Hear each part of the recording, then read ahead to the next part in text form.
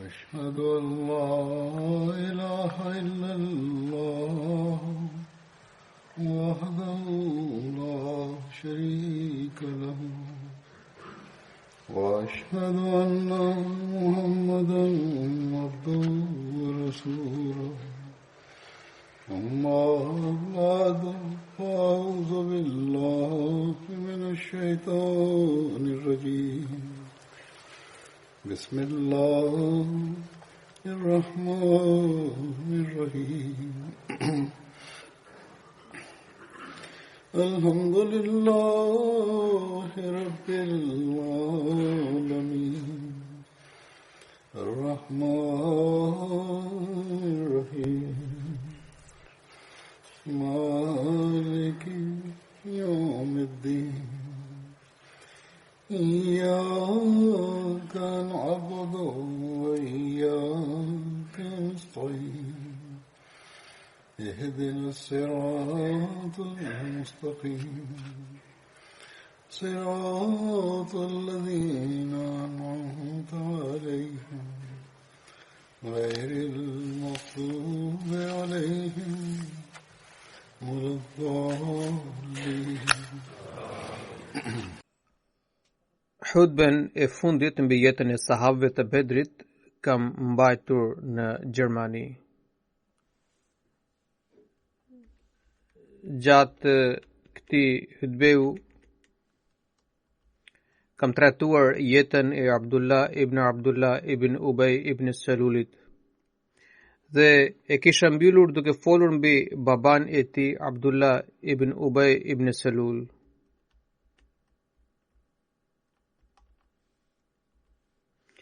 Në betejën e Uhudit, i dërguari i Allahut sallallahu alaihi wasallam, duke pranuar mendimin e të rinjve, kishte vendosur për të luftuar jashtë Medinës. Fillimisht Abdullah ibn Ubay ibn Saluli ju bashkua të dërguarit të Allahut sallallahu alaihi wasallam së bashku me 300 ushtarë të tij, por kur mbriti në rrezën e malit Uhud, ai tradhtoi dhe u kthye mbrapsht në Medinë duke thënë se gjoja Muhamedi sallallahu alaihi wasallam nuk ja kishte pranuar mendimin. Sipas tij, dalja nga Medina dhe zhvillimi i luftës jashtë qytetit barazohej me vetvrasje, dhe kështu ai nuk mund të çonte veten në këtë shkatrim.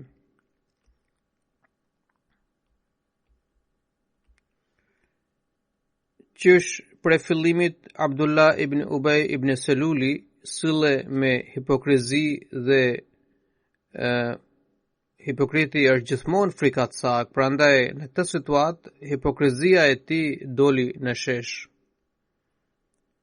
Pas tërheqjes së ushtarëve të tij, numri i muslimanëve mbeti vetëm 700.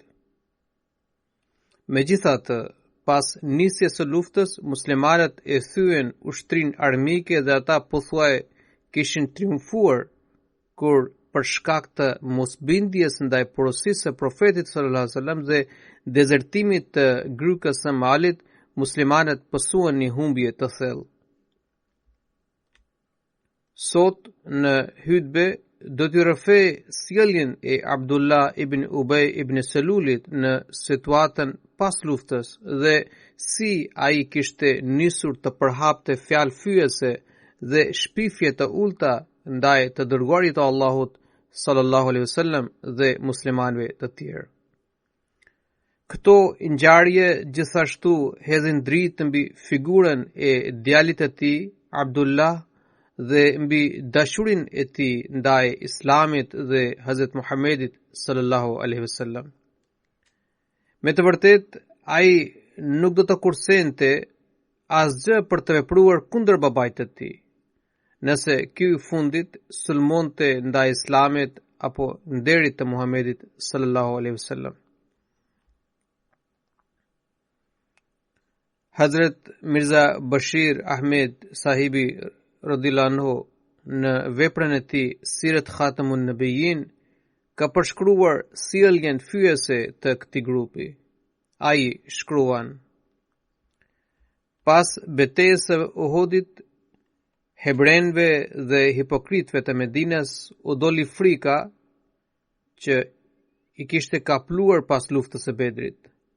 Dhe Abdullah ibn Ubay ibn Seluli dhe shokët e tij tashmë bënin fyerje dhe flisnin me ironi me muslimanët.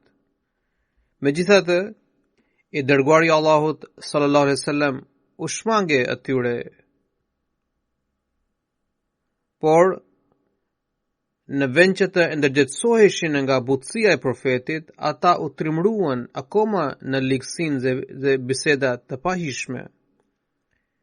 Shpirtlikësia e kreu të munafikëve Abdullah ibn Ubay ibn Seluli dhe dashuria dhe besnikëria e djalit të tij ndaj të dërguarit të Allahut sallallahu alaihi wasallam shfaqet më së miri nga një ngjarje që ndodhi në Marisi.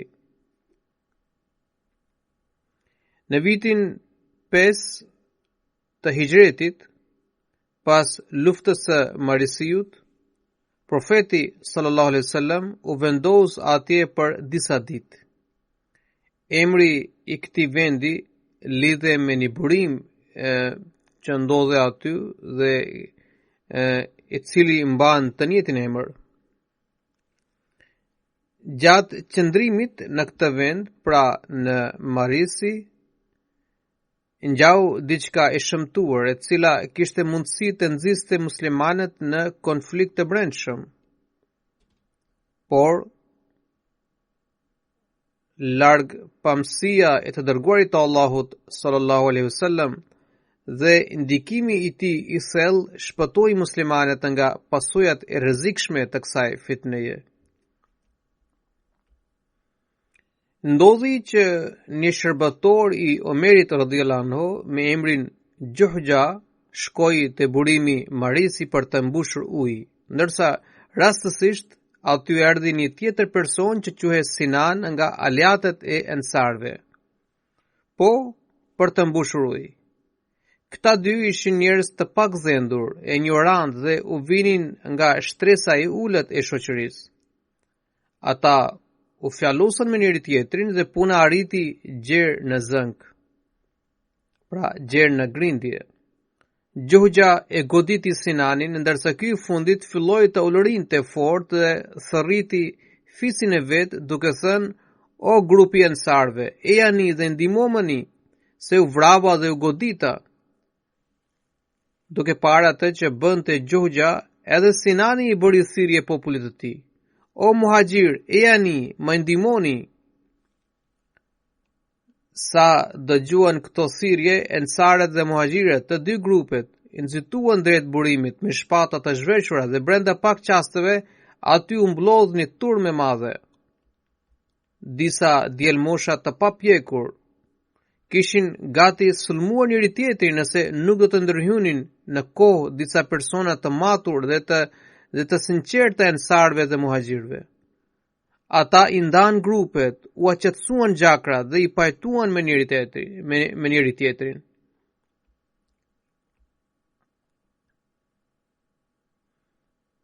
Kur i dërguari i Allahut sallallahu alaihi wasallam mësoi atë që kishte ngjarë, ai e përshkroi ai e quajti këtë si një shfaqje e ignorancës dhe shprehu pak kënaqësi për atë që kishte ndodhur. Ndonse u shmang një situatë e padëshirueshme, por kreu i hipokritëve, Abdullah ibn Ubay ibn Seluli, i cili gjende në këtë ekspedit ushtarake, duke mësuar për këtë ngjarje, kishte tentuar të nxiste pështjellim dhe trazira, pra të fryente akoma shumë këtë situatë. Ai dhe shokët e tij i nxitën njerëzit kundër profetit sallallahu alaihi wasallam dhe muslimanëve, duke thënë se ishte faji i tyre, pra të banorëve të Medinës, se i kishin strehuar muslimanët e papërkrahur, që sot janë bërë mbizotrues, janë bërë epror. U duhet të tërhiqeshin me njëherë nga mbështetja ndaj muslimanëve. Dhe muslimanët, pra muhaxhirët, të ktheheshin në Medinë. Ai nuk u ndal me kaq, madje në fund deklaroi paturpsisht: يقولون لئن رجعنا إلى المدينة ليخرجن العز منها الأذل.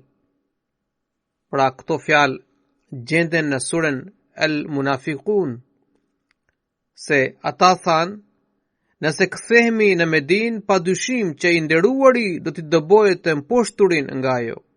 Suratul Munafiqun, ajet 8.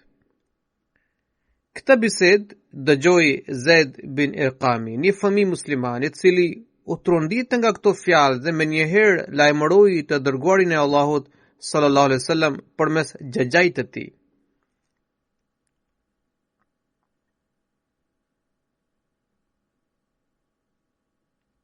Kjo ngjarje tregon se edhe fëmijët e asaj kohe ishin ushqyer me ndjenjat e besnikërisë dhe devotshmërisë. Ata ishin të zgjuar dhe vigjilent dhe mund të dallonin të drejtën nga e padrejta, të mirën nga e keqja. Në atë moment, I dërguari I Allahut sallallahu alaihi wasallam ishte ndenjur me Omerin radhiyallahu anhu. Kur dëgjoi këto fjalë, Omerit radhiyallahu anhu I hipi zemrimi dhe me sedër të madh ai u drejtua profetit dhe tha: "O I dërguari I Allahut, më lejoni që t'ja pres kokën këtij hipokriti dhe shergjiu të madh." Profeti ju përgjigj: "Omer, shmangu atij dhe mos I kushto shumë rëndësi. Ata pëlqen të përhapen fjalat se Muhamedi jep urdhra për vrasjen e shokëve të tij." Më vonë, profeti sallallahu alaihi wasallam I thiri Abdullah ibn Ubay dhe shokët e tij dhe u kërkoi sqarim lidhur me atë që kishte dëgjuar. Ata të gjithë u betuan se kur nuk kishin thënë një gjë të tillë. Madje disa nga ensarët gjithashtu I mbështetën ata dhe thanë se Zaid bin Arkemi duhet të ketë keq kuptuar. Pra, me që është një fëmijë vogël, duhet të ketë keq kuptuar. Atëherë, I dërguari I Allahut sallallahu alaihi wasallam pranoi deklaratën e Abdullah ibn Ubayit dhe të shokët e tij, ndërsa fjalën e Zaidit e rrezoi. Zaidit I erdhi shumë keq dhe kjo ngjarje I mbeti breng, por shpallja e Kuranit vërtetoi Zaidin dhe përgënjeshtroi grupin e hipokritëve. Në një anë, I dërguari I Allahut sallallahu alaihi wasallam pranoi deklaratën e Abdullah ibn Ubayit, ndërsa nga ana tjetër ai porositi Umerin radhiyallahu anhu për të njoftuar njerëzit për marrëshim. Ishte koha e drekës dhe profeti sallallahu alaihi wasallam kishte zakon të niste marrëshim gjithmonë, pra lëvizjen ushtarake gjithmonë në freskinë e agimit.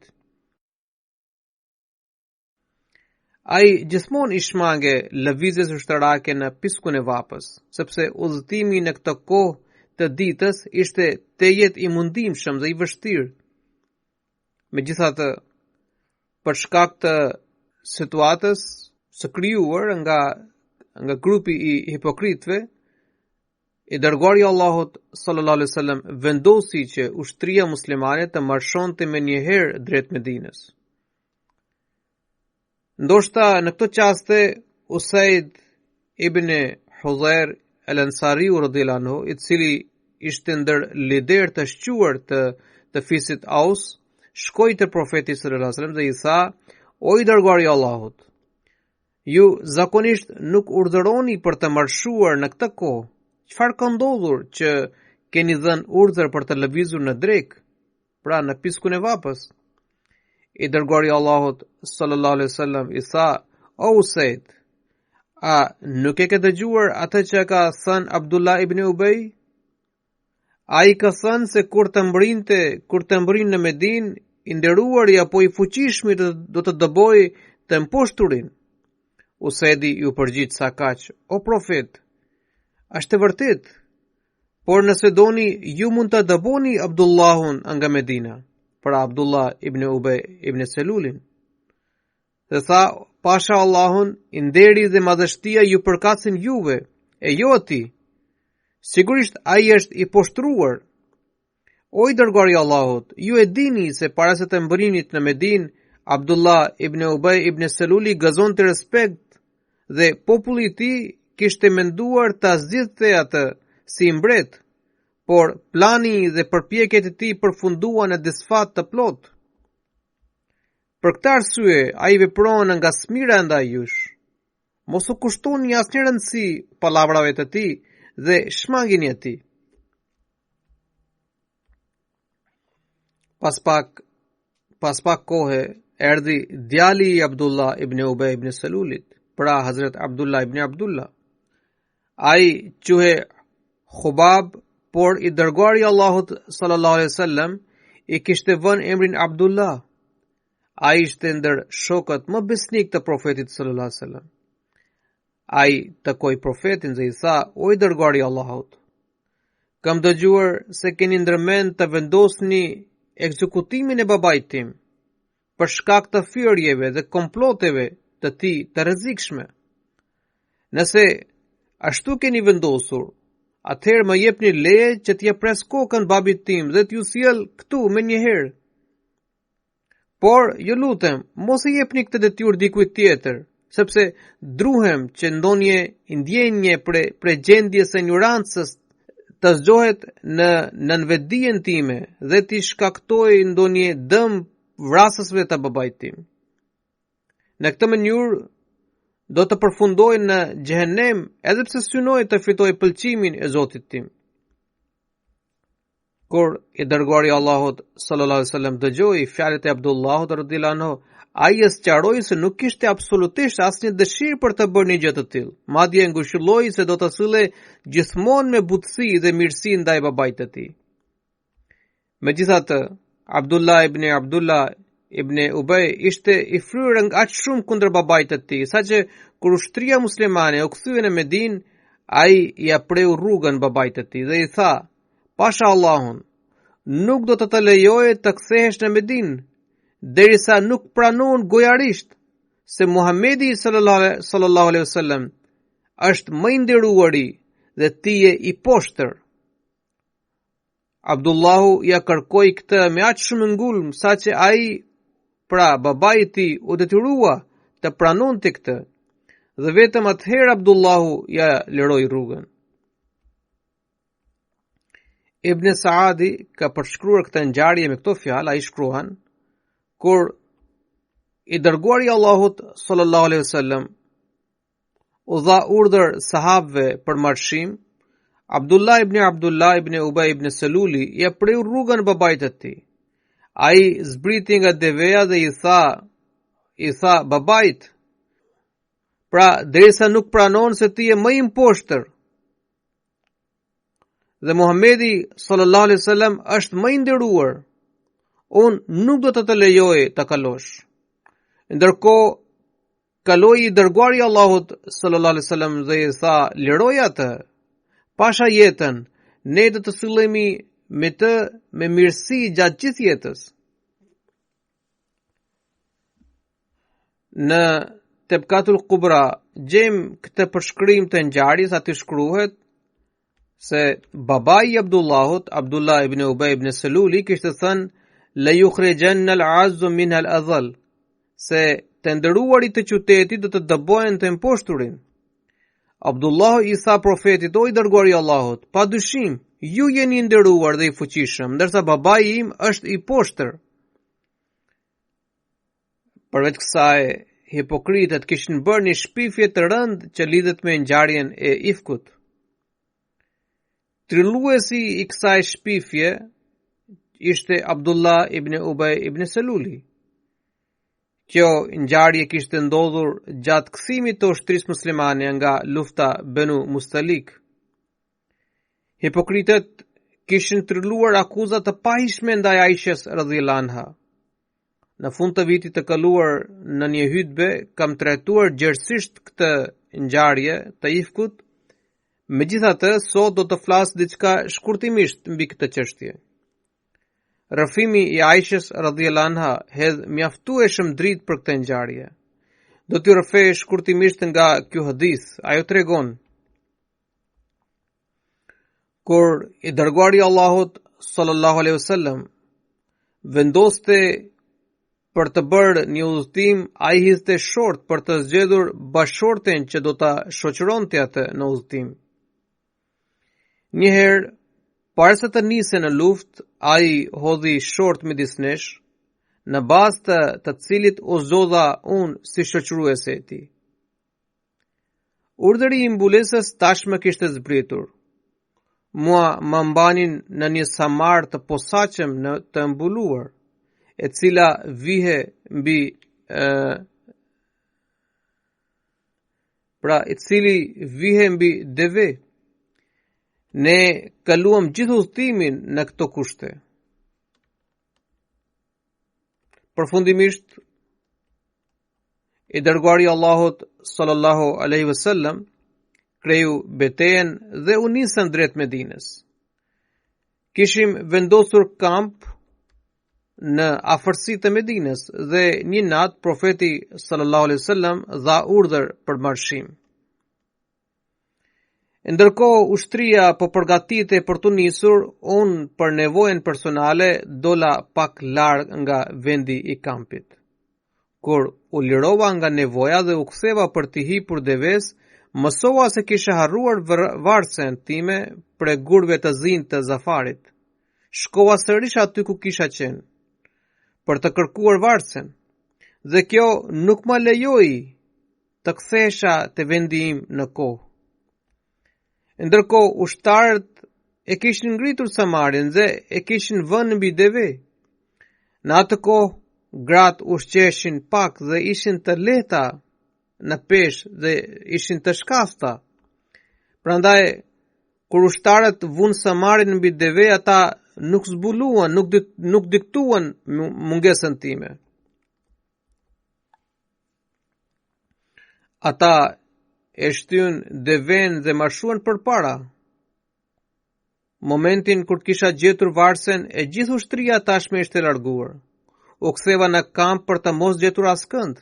Shkova në vend ku ishim ndenjur dhe qëndrova atje duke menduar se kur nuk do të më gjenin brenda samarit, do të ktheheshin prap në këtë vend për të më kërkuar mua. Teksa po prisja me ankth duke ndenjur atje, më zuri gjumi. Safwan ibn Mu'attili radhiyallahu anhu ishte caktuar nga profeti sallallahu alaihi wasallam të qëndronte mbrapa ushtrisë me qëllim që të kontrollonte nëse ushtria kishte harruar diçka dhe ta merrte atë me vete. Në të gdhir, ai erdhi në kampin ton, duke pandehur një njeri të shtrir, ai mu afrua. Me që ai më kishte parë para se të zbriste urdhri i hijabit, prandaj më njohu me një herë dhe ktheu shpinën dhe tha: Inna lillahi wa inna ilaihi rajiun. Të Allahut jemi dhe tek ai do të kthehemi. U zgjova kur i dëgjova zërin. Ai afroi deven që të hipja, e pastaj e shtyi me litar derisa ju afruam ushtrisë muslimane. Ne ju bashkuam ushtrisë mu në mesdit kur ushtarët gjendeshin në kamp për të pushuar. Pastaj u shkatrua ai që duhet shkatruar, do me thënë njerëzit e përdhosën dhe e fëlliqen veten duke përhapur një shpifje të pahishme. Trilluesi kryesor i kësaj shpifjeje ishte Abdullah ibn Ubay ibn Saluli. Kur mbritëm në Medinë, mbeta e sëmur për një muaj. Njerëzit po bisedonin rreth akuzave të shpifasve. Gjatë periudhës së sëmundjes, e vetmja gjë që më bënte të dyshoja për diçka ishte sjellja e të dërguarit të Allahut sallallahu alaihi wasallam ndaj meje. Ai nuk më kushtonte mua të njëjtën dëshmëri dhe kujdes me të cilat ai sillej me mua gjatë periudhës së sëmundjes. Ai vinte në shtëpi, bënte selam dhe pyeste për gjendjen time shëndetësore. Unë nuk kisha kur farë dijeni për këtë shpifje. Njëherë unë dhe nëna e Mistahut dolëm jashtë për të kryer nevojat. Kjo kishte ndodhur kur ne akoma nuk kishim bërë nevojtore pranë shtëpive tona. ajo më rrefeu krejt atë që kishin akuzuar shpifësit ndaj meje. Kur u ktheva në shtëpi, erdhi i dërguari i Allahut sallallahu alaihi wasallam dhe përshëndeti duke thënë selamu aleikum. Ai më pyeti për gjendjen time shëndetësore. Unë i kërkova leje për të shkuar te prindrit e mi dhe ai më lejoi. Shkova te prindrit dhe pyeta nënën time se çfarë po flisin njerëzit. Ajo më tha të mos mërzitesha për ato fjalë dhe të rria qetë. Njerëzit gjithmonë merren me thashë theme. Unë i thash subhanallah. Njerëzit po përhapin një shpifje të tillë. Unë kalova tërë natën në ankth dhe lotët nuk më pushonin derisa u zbardh dita. Ndërkohë po flite rreth këtyre shpifjeve, i dërguari i Allahut sallallahu alaihi wasallam kërkoi mendim nga sahabët e tij. Një ditë ai thiri Beriren radhiyallahu anha, e cila ishte shërbëtorja e Aishës radhiyallahu anha, dhe pyeti: "O Berire, a ke parë te Aisha diçka që ta ka bërë të dyshosh atë?" Ajo ju përgjigj: "Jo, asesi. Pasha Allahun i cili ju ka dërguar me të vërtetën, unë nuk i kam vretur Aishës asgjë që mund ta quaja si emet. Megjithatë, ajo është ende një çup e re që ka pak fëmijëri. Asaj pëlqen të flej shumë, madje nganjëherë e lë brumin dhe shkon të flej. Disa herë hyn dhia në shtëpi dhe i ha brumin, kurse ajo është në gjumë." Atë ditë i dërguari i Allahut sallallahu alaihi wasallam u drejtua sahabëve dhe shprehu pakënaqësinë kundër Abdullah ibn Selulit. Ai tha: "Kush do të hakmerret me atë njeri i cili më ka lënduar për bashortën time? Pasha Allahun, unë nuk kam parë kur asgjë të keqe në gruan time. Njerëzit gjithashtu kanë bërë shpifje kundër një personi të cilit gjithashtu nuk i kam gjetur asnjë të keqe. Ai kur nuk hynte në shtëpinë time pa qenë unë."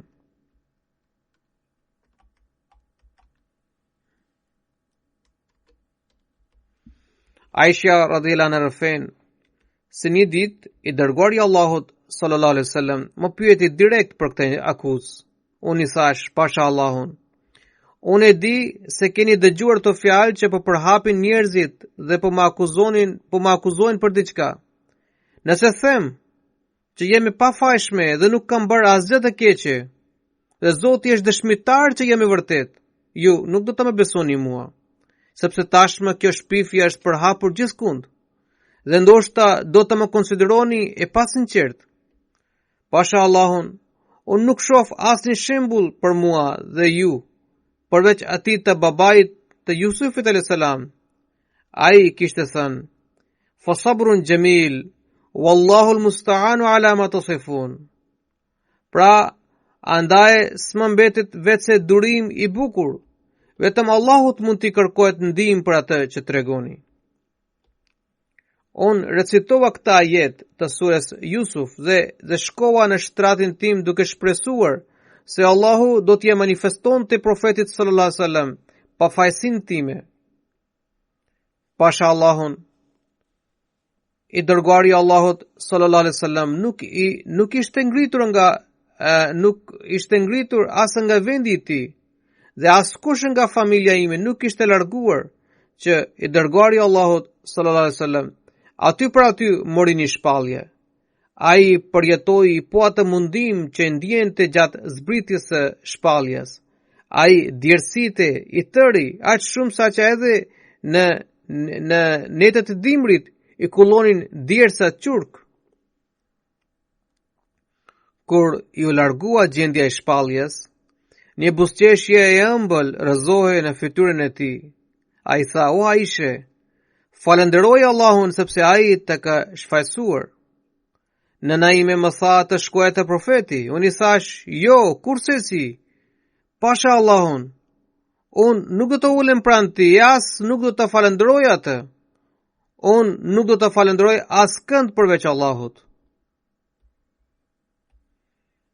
Allahu kishte zbritur këtë ajet për pafajsin time. Fjalët e këtij ajeti janë: "Me të vërtet, ata që kanë shpifur janë një grup prej jush, mos e quani atë si të keqe për ju, përkundrazi kjo është mirë për ju. Surja An-Nur, ajeti 12. Hazrat Aisha radhiyallahu anha rafen se kur nuk kisha menduar se Allahu i Madhërisëm do të shpall një ajet për pafajësinë time. Unë isha shumë e vogël dhe shumë e thjesht për të përmendur në Kur'an. Unë besova vetëm kaq se i dërguari i Allahut sallallahu alaihi wasallam do të shikonte ndonjë ëndër dhe kështu Allahu do të më shfaqsonte mua.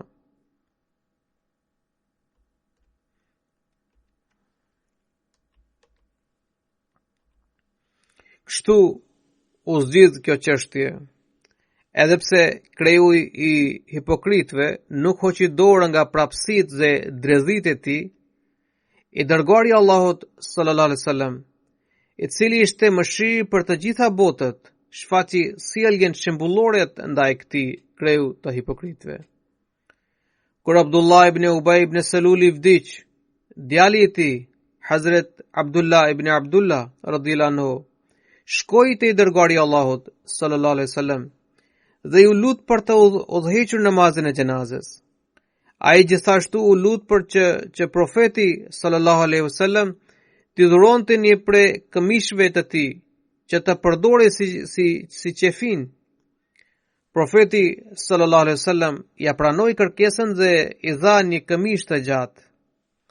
Sipas një transmetimi tjetër, kur vdiq Abdullah ibn Ubay ibn Saluli, babai i Abdullahut radhiyallahu anhu, ai i u lut profetit sallallahu alaihi wasallam, pra djali i tij Abdullahu, që të dhuronte këmishën e tij, e cila të mbështille në rreth mbi trupin e babait të tij si qefin.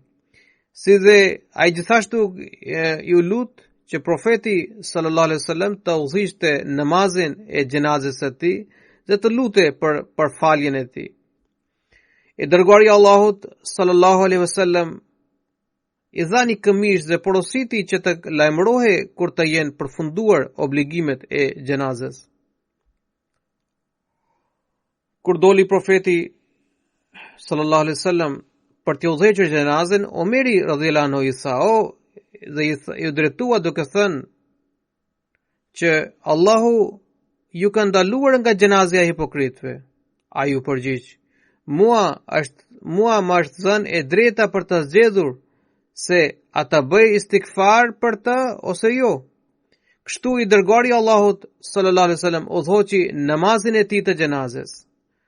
Por më vonë, kur nëpërmjet shpalljes ju ndalua rreptësisht falja e xhenazës për hipokritët, profeti sallallahu alaihi wasallam gjithashtu ndërpreu këtë praktikë. Sipas një hadithi tjetër, kur profeti sallallahu alaihi wasallam mbriti trupin e Abdullah ibn Ubay ibn Salulit, ata tashme kishin shtën në varr. Ai kërkoi për të nxjerrë atë nga varri.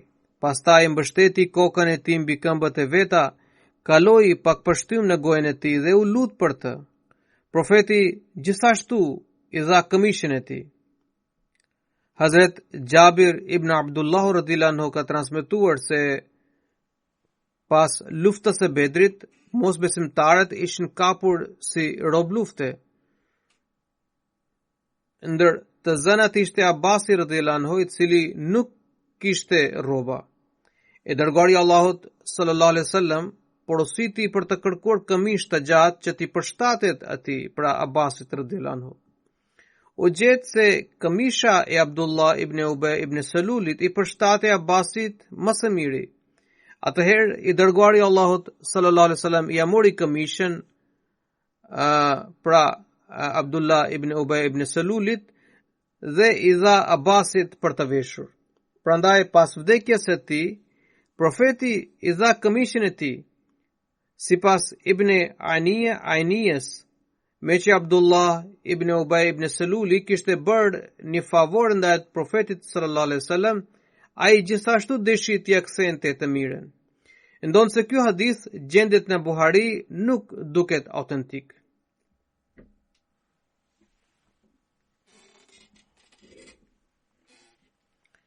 I dërguari i Allahut sallallahu alaihi wasallam është mëshirë për të gjitha botët.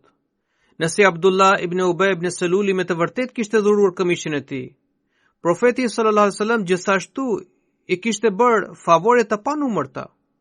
Sjellja e profetit sallallahu alaihi wasallam në momentin e varrimit të Abdullah ibn Ubay ibn Selulit tregon dëmshurinë dhe mëshirën e tij.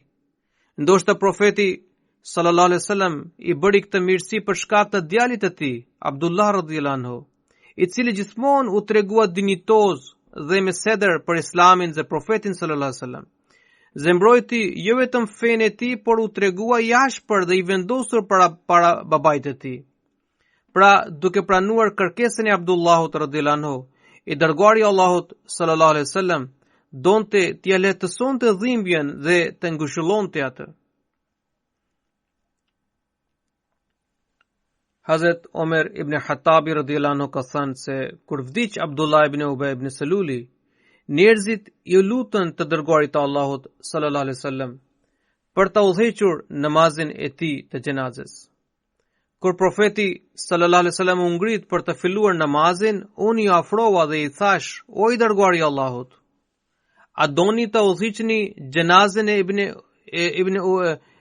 Abdullah ibn Ubay ibn Selulit, i cili kishte thënë këto fjalë?" Teksa po i numëroja dhe po i rrëfeja gjithçka që kishte thënë Abdullah ibn Ubay ibn Seluli, profeti sallallahu alaihi wasallam reagoi me një buzëqeshje dhe më tha: "Umer, më liro vendin." Kur insistova vazhdimisht, ai më përgjigj: "Mua më ishte dhënë e drejta për të zgjedhur, dhe unë ashtu kam vendosur. Nëse di se Allahu do të mëshirojë atë, nëse bëj istikfar më shumë se 70 herë, atëherë me siguri do të bëj istikfar për të më shumë se 70 herë." Kështu i dërguari i Allahut sallallahu alaihi wasallam udhëhoqi namazin e tij të xhenazës. Megjithatë, nuk kishte kaluar shumë kohë kur zbritën këto dy ajete të surës At-Tobe: "Wala tusalli ala ahadin minhum mata abadan wala taqum ala qabri innahum kafaru billahi wa rasulihi wa matu wa hum fasiqun." Kur mos i fal xhenazën asnjë të vdekuri për tyre dhe as mos qëndro pranë varrit të tij për të bërë dua për të. Pa dyshim ata e mohuan Allahun dhe të dërguarin e tij dhe vdiqen të pabindshëm. Omeri radhiyallahu anhu ka rrëfyer se unë çuditesha për guximin tim se si kisha arritur të flisja përballë të dërguarit të Allahut sallallahu alaihi wasallam. Me këtë ngjarje përfundon historia e Hazret Abdullahut radhiyallahu anhu. Në të ardhmen do të rrëfej historinë e sahabëve të tjerë. Tani do t'ju përmend rreth disa personave të ndjerë dhe pas namazit të xumas do t'ju udhëheq namazin e xhenazës. Së pari do të përmend për zonja Amatul Hafiz sahiba, e cila ishte bashortja e Maulana Muhammad Omerit sahib nga Kerala, India, në Indi. Ajo ka ndruar jetë më datën 20 tetor në moshën 72 vjeçare. Inna lillahi wa inna ilaihi rajiun. Ajo ishte lindur në Kerala në vitin 1947. Mesazhi i Ahmediatit kishte mbritur në familjen e saj përmes tërgjushit të saj, i cili ishte ndër ahmedianët e parë të provincës Kerala. Ajo ka shërbyer si sekretare e financës për një kohë të gjatë në Chennai, edhe më vonë në Kerala ka shërbyer si sekretare e Lejna Imaila. Ishte e përpikt dhe vazhdimisht rregullisht lexonte Kur'anin famlar dhe falte namazin e natës. U mësonte Kur'anin grave dhe vajzave të vogla. Agjëronte vazhdimisht si ato agjërime të detyruara, po ashtu edhe ato vullnetare. Kishte shërbuar Maulana Muhammad bashortin e saj deri në fund. Ishte shumë mikpritëse dhe mbushur me ndjenjat e altruizmit. Kishte lidhje besnike me kalifatin, edhe kudo që ka jetuar, kishin jetuar së bashku në për vende të ndryshme ka pasur raporte dhe marrëdhënie të ngushta dhe të sinqerta me anëtarët e xhamatit. Kishte pasur 3 infarkte të zemrës dhe kur kishte pasur infarktin e tretë, ajo kishte thënë bashortit të saj se i ishte afruar koha e vdekjes. Ndjera ka lënë 4 vajza mbrapa dhe është Molvi Muhammad Umar Sahibi ka shkruar që për herë të parë ishte caktuar në vitin 1961, pasi që kisha përfunduar studimet e mia në Xhamia Ahmadiyya, isha caktuar si mësimdhënës, si pedagog në medresën e Ahmadiyya. Pastaj u transferova në Hyderabad, edhe aty pasuam një ngjarje të rëndë. Në vitin 1967, shirat e mëdha shkaktuan përmbytje në Hyderabad. Qendra e misionit që njihet me emrin Jubilee Hall ishte një godinë 3 katëshe. Në katin e parë ndodhe salla e namazit dhe zyrat e xhamatit. Kati i dytë ishte në shërbim të Lajna Maila, ndërsa kati i tretë shërbente si banesë për misionarin. Për shkak të shiut të rrëmbyeshëm, pjesa më e madhe e godinës u përmbys pa pritpas. Në atë kohë, unë nuk gjendesha në qendër, kur u ktheva në drek, u trondita sepse gjithë godina ishte përdhosur, por vetëm një pjesë në një qoshe qëndronte akoma në këmbë, dhe aty lart në katin e tretë shikoja se bashortja ime bashkë me vajzën 3 mujoshe në krah qëndronte e papërkrahur. Në atë gjendje nuk duke asnjë mundësi për shpëtimin e tyre. Rrënojat e godinës gjendeshin në thellësi, prandaj ajo nuk mund ta hidhej poshtë. Departamenti i zjarfiksit vendosën një shkallë të lartë, por askush nuk guxonte të ngjitej në të, e të shpëtonte nënën dhe foshnjën. Atëherë një zjarfikës i moshuar doli përpara dhe tha, unë do të shpëtoj nënën dhe fëmijën, edhe nëse duke dhënë jetën. Kështu ky zjarfikës ngjiti në shkallë dhe së pari ai siguroi foshnjën dhe e zbriti poshtë dhe pastaj shpëtoi dhe nënën. Shpëtimi i tyre ishte vërtet një mrekulli i pabesueshme. Pra, ajo shkruan ai më përkrahu me durim në çdo vend. Nga 2007 deri në vitin 2014 kishte qëndruar në Kadian dhe gjatë kohës ai shërbente si Nazir Islahu Irshad. Shkonte çdo ditë në Betut Dua edhe bënte falte nafile dhe bënte lutje të gjata. Në vitin 2015 kishte pasur mundësi për të bërë umra dhe recitonte Kur'anin çdo ditë pas namazit të sabahut dhe studionte hadithe. Kjo ishte praktika e saj të përditshme. Edhe ditën që kishte ndruar jetë, kishte vepruar në këtë mënyrë. Lexonte edhe librat e Mesihut të premtuar sallallahu alaihi wasallam. Nuk linte asnjë mangësi në mikpritjen e musafirëve. Allahu e mëshiroft dhe i lartësoft shkallët në xhennet. Gjenazja e dytë i përket Çodri Muhammad Ibrahim Sahib, i cili ishte ish menaxher dhe botues i revistës mujore Ansarullah nga Pakistani. Ai ka ndruar jetë në datën 16 tetor në moshën 83 vjeçare. Inna lillahi wa inna ilaihi rajiun. Ai ishte caktuar si sekretari i revistës Ansarullah në vitin 1957 dhe në vitin 1960 kur u nis botimi, pra kur u themelua revista Ansarullah, ai u caktua si menaxher dhe botues i revistës. Pra ishte botues dhe menaxheri i parë i revistës dhe ai vazhdoi këtë shërbim, këtë detyrë deri në vitin 2004.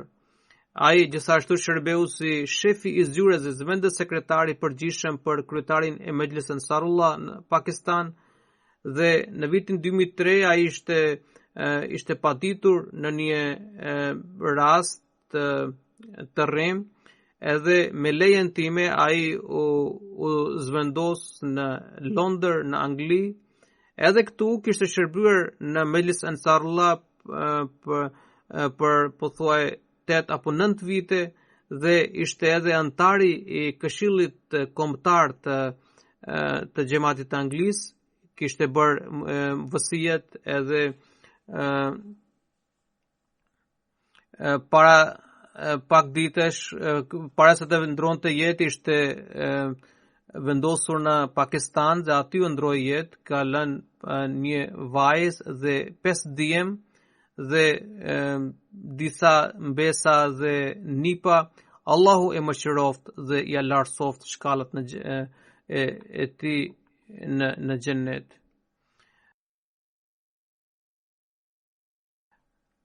Gjenazja e tetë I përket Raja Masud Ahmad Sahib, I cili ishte djali I Raja Muhammad Nawaz Sahib nga pind Dadan Khan. Më datën 19 tetor ai ka ndruar jetë në moshën 69 vjeçare pas një sëmundje të gjatë. Inna lillahi wa inna ilaihi rajiun. Xhamati, mesazhi I xhamatit kishte mbritur në familjen e tij përmes babait të tij. Pra ai ishte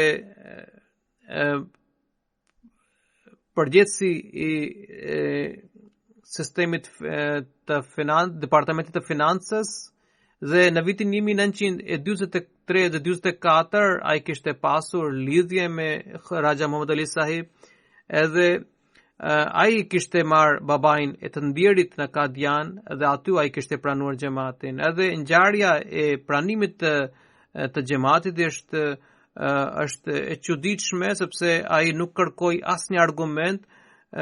Ai kishte ndodhe në Gjelsa Salana ndërsa Hazrat Kalifi Dut radhiyallahu anhu mbante një fjalim. Pra ai kishte parë që një djalosh I pashëm dhe I veshur bukur mbante një fëmijë në prehër, I cili kishte rroba të papastra. Fëmijës I binte hunda, prandaj ai ky djalosh nxori shamin e pastër nga xhepi dhe ja pastroi hundën. Me që Hazrat Kalifi Dut radhiyallahu anhu ligjëronte, prandaj ai qëndronte mbrapa dhe priste me fëmijë në prehër, fëmijë në krah. Nuk kishte kaluar shumë kohë që fëmia nisi të qante dhe kjo ja tërhoqi vëmendjen Kalifit të Dut radhiyallahu anhu, I cili u kthye mbrapsht për të parë dhe pastaj bëri njoftim se ishte gjetur një fëmijë I cili ishte ndarë nga familja, nga prindërit. Megjithatë vetëm ai kishte thënë vetë se unë nuk dija se kush është kjo djalosh që qëndronte me rroba të pastra dhe duke mbajtur një fëmijë të papastër në krah. Dhe më treguan që ky është Hazrat Mirza Nasir Ahmedi, I cili është djali I madh I Kalifit të Dut radhiyallahu anhu. Edhe ai në atë kohë shërbente edhe sekretar I Khudamul Ahmadiyya. Pra kjo ngjarje I bëri aq shumë përshtypje që ai vetë kishte thënë që unë nuk kam nevojë për të kuptuar dhe për të mësuar meselet e tjera dhe problemet e tjera, mua më mjafton të vetëm ky shembull që sot kam parë. Kështu njerëzit pranojnë xhamatin thjesht duke parë shembullin e njerëzve në Gjelsa Salana. Sidoqoftë, Raja Sahib kishte ardhur në Angli në vitin 1991 dhe ishte caktuar si presidenti I parë I xhamatit Ketford, edhe ai përdori dhe shtëpinë e tij si qendra e xhamatit, edhe ishte sekretari I përgjithshëm I Ansarullahut dhe ishte edhe zëvendës sekretar për vësijet, edhe më vonë ishte caktuar, ishte zgjedhur si sekretar kombëtar për vësijet, kur I kisha thënë për të përmirësuar sistemin e vësijatit në Angli, ai mori iniciativa konkrete për të përmirësuar këtë sistem në administrat.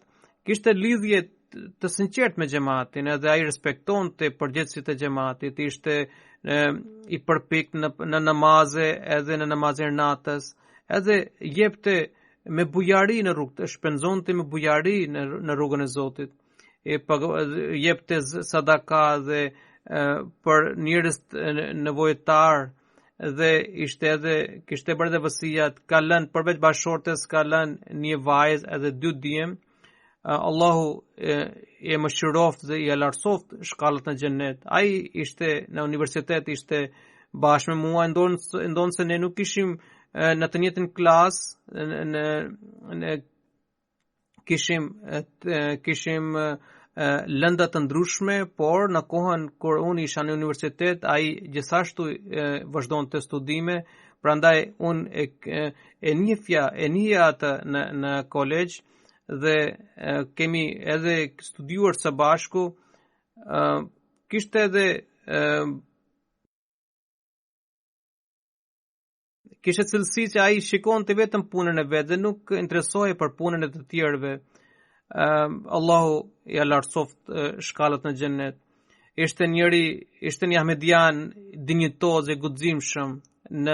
Në qytetin e Gjelëm, xhamati kishte një xhami të vjetër, ai dhe tavani nuk ishte shumë i lartë, ndërsa niveli i dyshemës ishte i ulët dhe kishte nevojë për ndërhyrje. Pas dekretit famkeq të vitit 1984, xhamati nuk mund të ndërtonte xhamit të rejas, të riparonte të xhamit të vjetra. Megjithatë, Raja sahibi me guxim dhe kuraj mori përsipër ndërtimin e xhamisë dhe riparimin e xhamisë. Ai duke ndjekur porositë e Amir sahibit e përfundoi këtë detyrë me një mjeshtri shembullore. Sa pari u ngritën shtyllat pa i prekur muret anësore, pastaj me shumë teknik u hodh qatin mbi shtyllat. Dhe kështu ai ndryshoi plotësisht formën e xhamisë dhe pas hedhjes së betonit në qati u rrëzuan muret anësore dhe kështu u përfundu në përfundim u përgatit xhamia, pra u ndërtuan 2 sallë në xhami.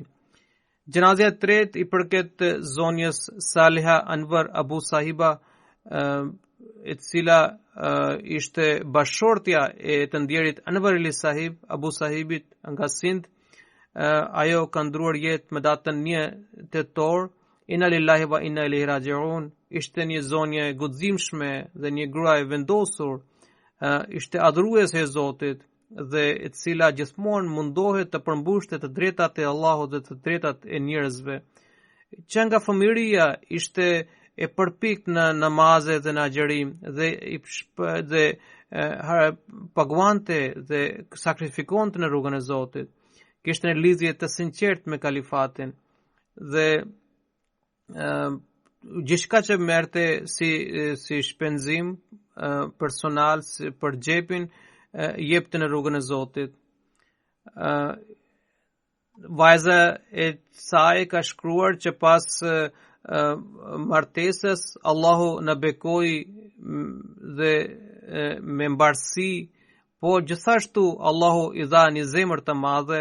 Ishte shumë e zemshur dhe shumë e sinqert dhe i përullur dhe u përgjigje çdo thirrje që bëhe për çanda për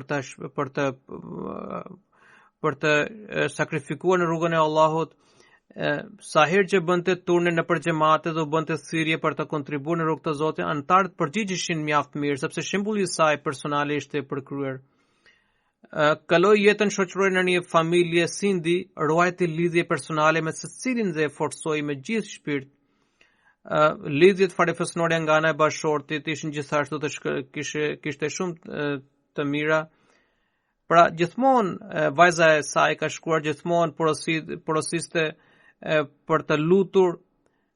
Ishte një zonjë sociale që kishte lidhje që mbante lidhje dhe ruante ato me çdo person. Kudo që shkonte fitonte zemrat e shoqërisë. Allahu e mëshiroft të ndjerën dhe i mundsoft fëmijët e saj që të jenë të lidhur me xhamatin dhe me kalifatin. Allahu i pranoft lutjet për fëmijët e saj. Pas namazeve, siç kam thënë, do të udhëheq namazin e xhenazës të këtyre personave.